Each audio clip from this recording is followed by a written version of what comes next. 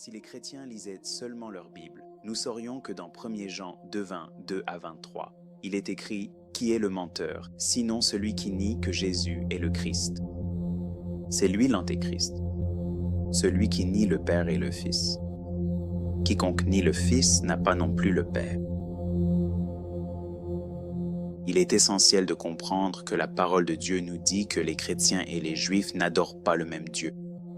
Le judaïsme rabbinique n'adore pas le Dieu d'Abraham, car s'il le faisait, il accepterait son Fils, Jésus le Christ. Paula White n'est pas la seule fausse enseignante sioniste des mégachurches. Je vous présente le pasteur John Hagee. Il a enseigné que les Juifs peuvent être sauvés sans croire en Jésus. Je vais simplement le laisser vous en parler avec ses propres mots. Je suis ravi de vous présenter mon dernier livre, En défense d'Israël.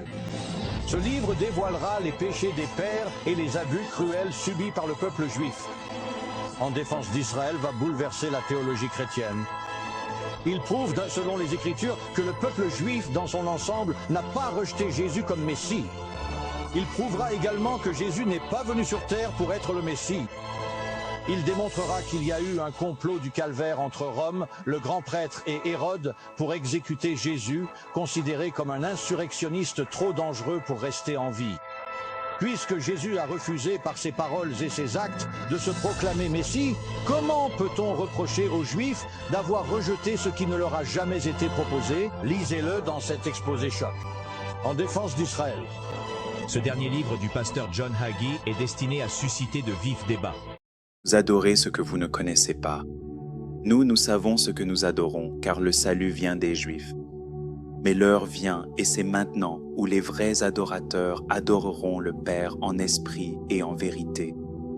Car ce sont de tels adorateurs que le Père recherche. Dieu est esprit, et il faut que ceux qui l'adorent en esprit et en vérité. La femme lui dit, « Je sais que le Messie doit venir, celui qu'on appelle Christ. Lorsqu'il viendra, il nous annoncera toutes choses. » Jésus lui dit, « Je le suis, moi qui te parle. »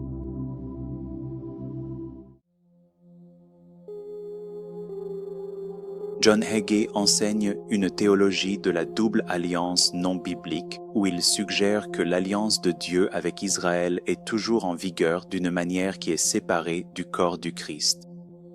Selon John Hagee, les Juifs n'ont pas besoin de croire en Jésus pour être sauvés, ce qui ignore la vérité biblique fondamentale qu'il n'y a qu'un seul chemin de salut par la foi en Jésus-Christ seul, quelle que soit l'origine ethnique. Il est difficile d'imaginer que si quelqu'un est vraiment sauvé et né de nouveau en Jésus-Christ, il puisse prêcher de tels mensonges antichrist.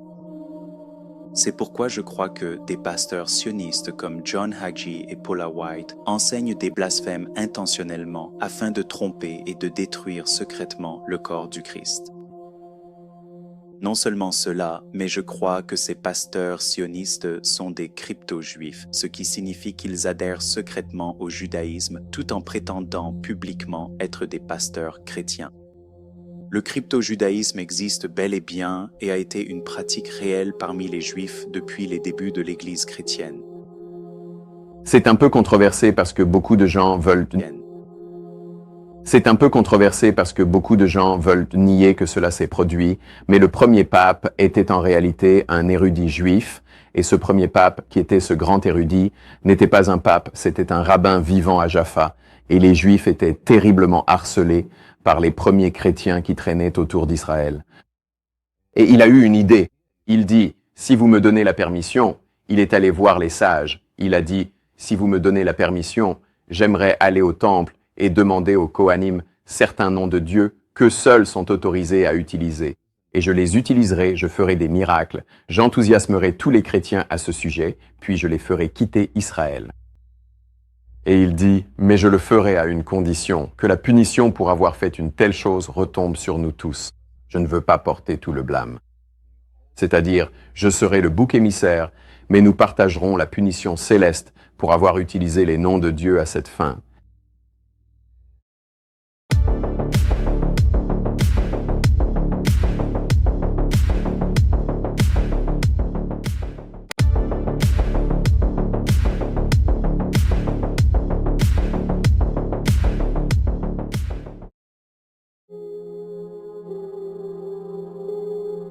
Le crypto-juif le plus célèbre de l'histoire fut leur messie autoproclamé de 1666. Sabbatai Tsevi, un rabbin de la Kabbale, se déclara messie juif en 1666 et convainquit littéralement la moitié de la population juive mondiale de l'époque, soit plus d'1 million de juifs, de le suivre dans le monde tordu du luciférisme à travers la pratique de la Kabbale. Zevi a forgé une nouvelle base du judaïsme qui prêchait la rédemption par le péché, ce qui consistait à inverser tout ce qui est sacré et pur en actes dégénérés de perversion et de dépravation, comme forme de libération spirituelle et de déification personnelle. Les pratiques que les sabbatéens promouvaient le plus étaient des choses comme l'échange de femmes, la pédophilie incestueuse, les orgies de groupe, la bestialité et la débauche, parmi beaucoup d'autres. En 1666, Sabbatai Zevi visita Constantinople où il fut emprisonné et se vit offrir le choix entre la mort ou la conversion à l'islam sur ordre du sultan Mehmed IV. Zevi choisit de se convertir à l'islam, arborant désormais un turban. Il fut loué et récompensé financièrement dans l'Empire ottoman pour sa conversion. Une grande partie de ses fidèles dévoués se convertirent également à l'islam et devinrent connus sous le nom de Danm, ce qui signifie « converti » en turc. Zevi porta le concept de crypto-juif à un tout autre niveau en fondant la secte islamique des Danm en Turquie, ce qui inspira un important mouvement crypto-juif d'infiltration et de prise de contrôle de postes de direction dans d'autres grandes religions et gouvernements mondiaux, tout en restant secrètement des juifs kabbalistes. Au milieu des années 1700, le rabbin kabbaliste Jacob Frank fut le successeur de Sabbatai Zevi. Il prétendait être la réincarnation non seulement de Sabbatai Zevi lui-même, mais aussi du patriarche biblique Jacob, qui fut ensuite connu sous le nom d'Israël dans la Bible. Jacob Frank poussa la rédemption par le péché à des profondeurs encore plus dépravées et sataniques, incluant le sacrifice rituel d'êtres humains et d'enfants. Jacob Frank prêchait une philosophie gnostique selon laquelle il existait un vrai Dieu, qui est le Dieu de la Kabbale, que les chrétiens appelleraient Satan ou Lucifer. Ce Dieu de la Kabbale était caché par un faux Dieu, qui en réalité est le véritable Dieu de la Bible, Jésus-Christ. Frank enseignait que le Dieu de la Kabbale ne pouvait être révélé qu'à travers une destruction totale des structures sociales et religieuses créées par le faux Dieu. Ces millions de disciples sont encore aujourd'hui appelés sabbatéens et frankistes.